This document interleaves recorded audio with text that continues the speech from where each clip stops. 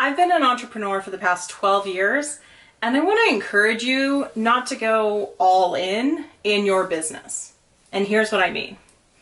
I think we've all heard the phrase that you need to burn the boats. And according to the internet, this comes from a story in, I believe, the 1500s of Cortez taking an army to Mexico to explore the New World and to encourage his men to be fully in this battle. They burned their ships so they couldn't return. They had to go forward. And somehow the internet has made this like an inspiring tale of like, how do you expect people to follow you if you don't believe and are committed?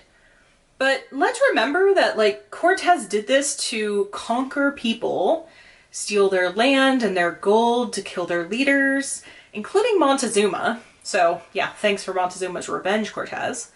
But this was a strategy of a conqueror literally taking over and killing people in the name of personal glory. And somehow we've made that a really solid business strategy. No. I don't want you to go all in your business. And by that, I mean, I don't want you to quit your job tomorrow, to give up all the other opportunities that you could be pursuing. I don't want you to take all your offers and narrow it down to the one you have the best feeling about. I don't want you to say, I'm doing nothing else but this for the next year. Because until you're in the spot where that is not a gamble, that is not a leap, but that is a sure next step in your success, all you're doing is making yourself vulnerable to a lot of risk. And with that risk comes a lot of stress. And you just don't make the best decisions when you're scared and stressed and worried that you just burned your boats and now you're going to be in the middle of the ocean completely screwed. And that's how it can feel sometimes when you decide that I am a coach and I will never do anything else but coaching, and you don't have enough coaching clients. Or, hey, I'm only going to sell this product because this MLM told me I'll be a millionaire by tomorrow. So I'm going to forget everything else I do and just sell this. Every time you do that, you are unnecessarily putting all of your eggs into one basket and skipping over a volcano. It's just nuts. Why would you do that?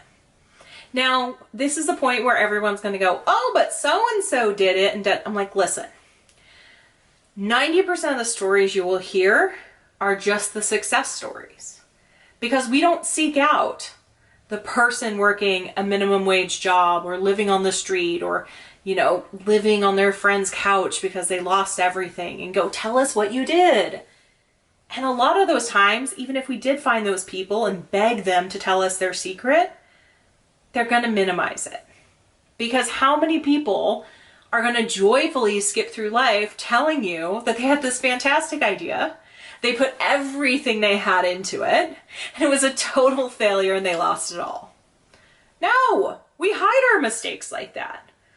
So it's really only the people who are like, oh, but Zuckerberg dropped out of Harvard and went all in on this website. Yeah.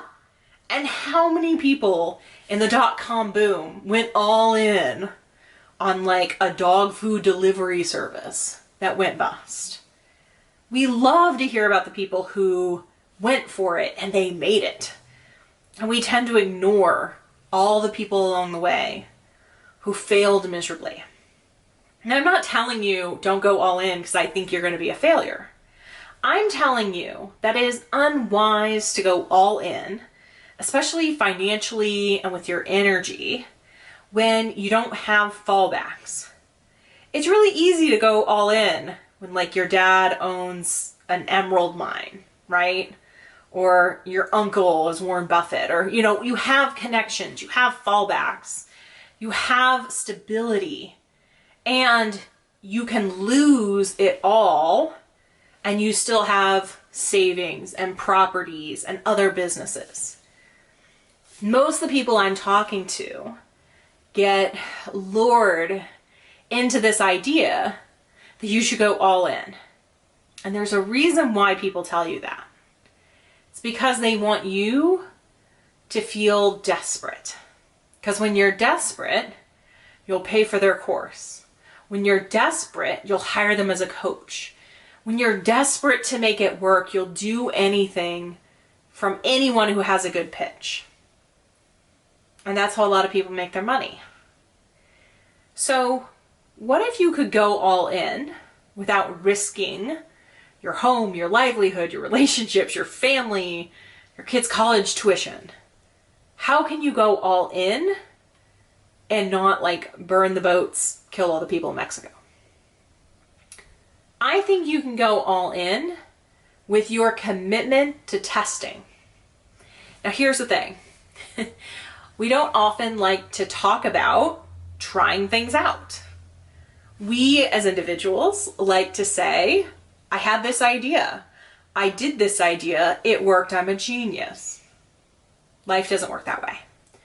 There are very few times where that will work for you. And even if it does work for you, okay? Let's say you have a great idea and you test it and it's fantastic.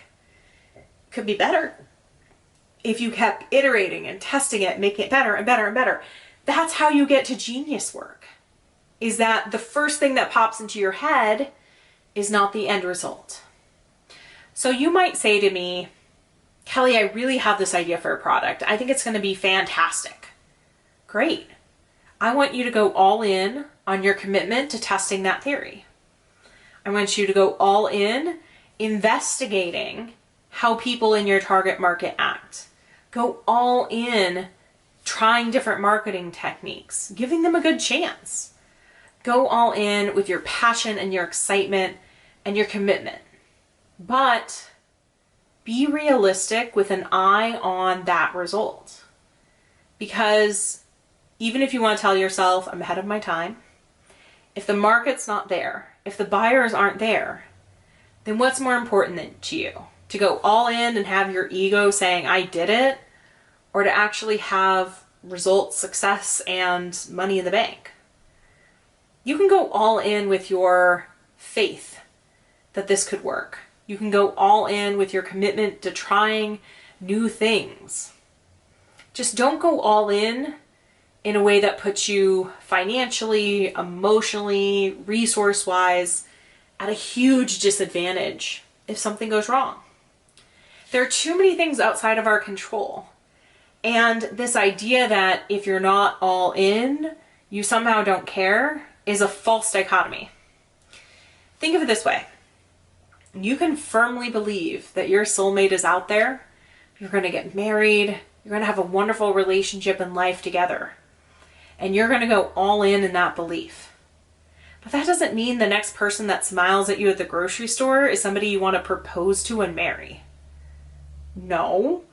But testing it might mean you ask that person out. You go on some dates. You see if you like them. Do they chew with their mouth open? You do all those things as a test to see if it's a fit. And if it's a fit and you get married and it's a success, great. I'm so happy for you. But entrepreneurs who go through life going, well, this has to be it. This has to be it. I'm going all in. You're no different than the guy at my college who proposed to me on the first day of school the first time I met him. No was the answer. Doesn't always work out that way. So I don't want you to go all in and throw all of your eggs into that one basket and think that if you can't make this work, you're a failure. Being an entrepreneur is more about having resilience and commitment to retrying things and to knowing that you don't know it all.